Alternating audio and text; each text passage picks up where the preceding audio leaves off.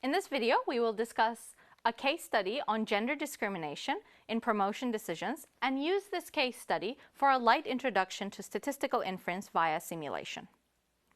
In 1972, as part of a study on gender discrimination, 48 male bank supervisors were each given the same personnel file and asked to judge whether the person should be promoted to a branch manager job that was described as routine. The files were identical, except that half of the supervisors had files showing the person was male, while the other half had files showing the person was female.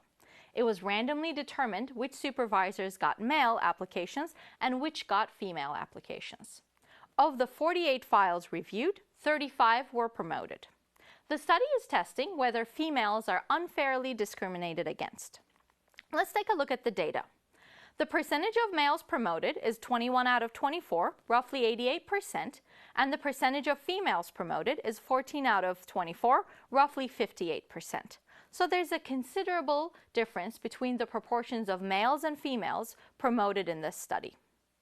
There are two possible explanations as to what might be going on in this study, and these are our two competing claims. One, there's nothing going on. Promotion and gender are independent. There's no gender discrimination, and the observed difference in proportions is simply due to chance. This is our null hypothesis. And two, there is something going on. Promotion and gender are dependent on each other. There is gender discrimination. That observed difference in proportions is not due to chance. This is the alternative hypothesis. Hypothesis testing is very much like a court trial in the US. The null hypothesis says that the defendant is innocent, and the alternative hypothesis says that the defendant is guilty. We then present evidence, or in other words, collect data. Then we judge this evidence and ask ourselves the question, could these data plausibly have happened by chance if the null hypothesis were true?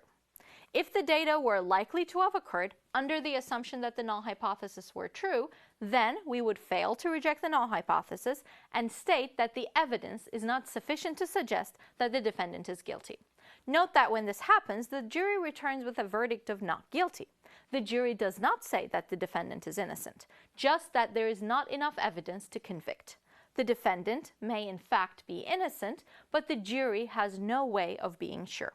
Said statistically, we fail to reject the null hypothesis. We never declare the null hypothesis to be true because we do not know and cannot prove whether it's true or not. Therefore, we also never say that we would accept the null hypothesis. If the data were very unlikely to have occurred, then the evidence raises more than a reasonable doubt in our minds about the null hypothesis, and hence we reject the null hypothesis in favor of the alternative hypothesis of guilty. In a trial, the burden of proof is on the prosecution. In a hypothesis test, the burden of proof is on the unusual claim. The null hypothesis is the ordinary state of affairs, the status quo. So it's the alternative hypothesis that we must consider unusual and for which we must gather evidence.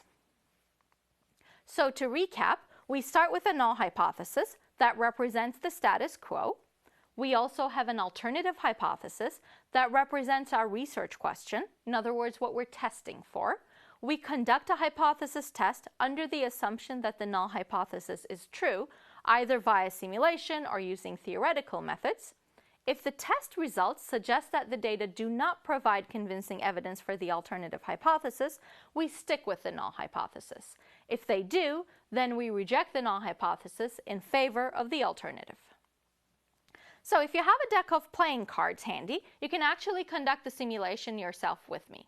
Remember, the objective is to conduct a simulation under the assumption that the null hypothesis is true. In other words, assuming there is no gender discrimination and that differences in promotion rates that are observed are simply due to chance. First, we're going to let a face card represent a not promoted and a non-face card represent a promoted file. We're going to first start with setting aside the jokers. There are 52 cards in a deck, however, only 48 files in our experiment. To simulate the experiment, we need to remove some cards to hit a total sample size of 48. we take cards out in such a way that if we let a face card represent not promoted and a non-face card represent a promoted file, the distribution of face and non-face cards match the distribution of the promoted and not promoted files. So we're also going to take out 3 aces. So therefore, there should be 13 face cards left in the deck. These are aces, kings, queens, and jacks, which is the total number of promoted files. We're also going to take out a number card, just any number card, so that there are exactly 35 number cards left in the deck, representing the promoted files. Let's repeat that one more time with a bit of visual aid. We're taking out 3 aces and 1 number card, a total of 4 cards out of a full deck of 52, and hence we're left with a deck of 48 cards, the same number as the observations in our study. Number cards represent files that were promoted, and there are 35 of them, and face cards represent files that were not promoted, and there are 13 of those. Then, we shuffle the cards and deal them into 2 groups of size 24 representing males and females. Note that random shuffling is what simulates this idea of leaving things up to chance. And here is some visual aid to go along with that as well. Next, we count how many number cards are in each group, which represent the promoted files, and we calculate the proportion of promoted files in each group and take the difference between the proportions of males and females promoted, just like we did with the original data. Let's go through the results of my simulation together. If you have been following along with your own deck of cards, you might have different results than mine, since the shuffling and splitting into 2 piles was done completely randomly. Since we're randomly splitting the promoted files into 2 groups, we would expect to see no difference between the proportions of male and female promotions. In other words, the proportions of number cards in the male and female piles. That being said, the observed value may not exactly be 0. In this case, we had 18 number cards in the male pile, which yields a 75% promotion rate among the males. And there are 17 number cards in the female pile, yielding a 70.8% promotion rate. The difference between these simulated promotion rates is what we want to keep track of. We expect this number to be 0, but we also expect it to vary, and we want to know how much it varies so that we can compare our original difference of 30% to the distribution of differences simulated under the assumption of independence between promotion decisions and gender. In this case, we calculated a difference of 4.2%. So, we note that before we proceed to the next simulation. Once we're done with one simulation, we repeat steps 2 through 4 many times to build a distribution of simulated differences.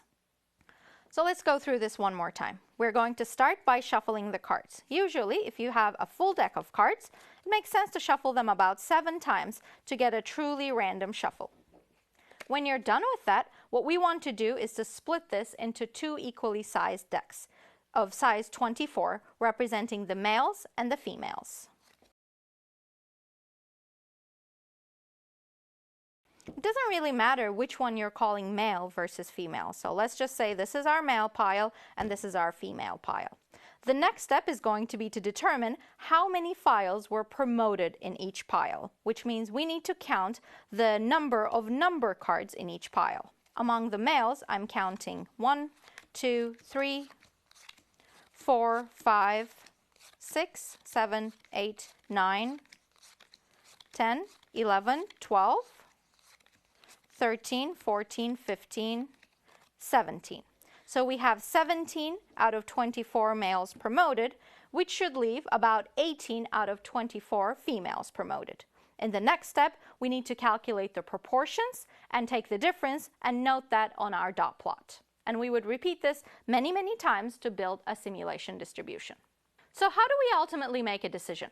If the results from the simulations look like the data, then we decide that the difference between the proportions of promoted files between males and females was due to chance, and that promotion and gender are independent.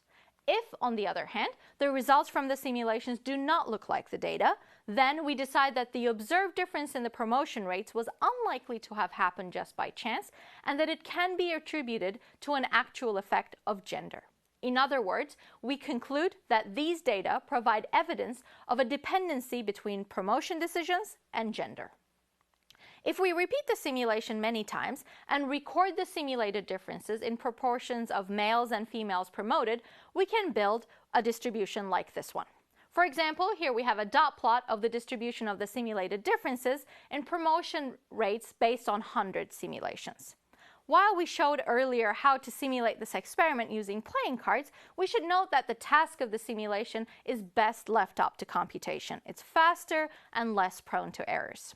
The distribution is centered at 0, which we can also think about as the null value, since according to the null hypothesis, there should be no difference between the proportion rates of males and females, yielding a difference of 0. We can see from the distribution of the simulated differences in promotion rates that it is very rare to get a difference as high as 30%, the observed difference from the original data, if in fact gender does not play a part in promotion decisions. The low likelihood of this event, or a difference even more extreme, suggests that promotion decisions may not be independent of gender, and so we would reject the null hypothesis. Our conclusion is then that these data show convincing evidence of an association between gender and promotion decisions made by male bank supervisors. We just walked through a brief example that introduces you to statistical inference, and more specifically, hypothesis tests. We started by setting a null and an alternative hypothesis. Then we simulated the experiment, assuming that the null hypothesis were true. We evaluated the probability of observing an outcome at least as extreme as the one observed in the original data. And since this probability was low, we decided to reject the null hypothesis in favor of the alternative. The probability of observing data at least as extreme as the one observed in the original study, under the assumption that the null hypothesis is true, is called the p-value, one of the commonly used criteria for making decisions between competing hypotheses. We will continue our discussion on p-values and hypothesis tests in future units as well, and learn various methods for conducting hypothesis tests for various types of data.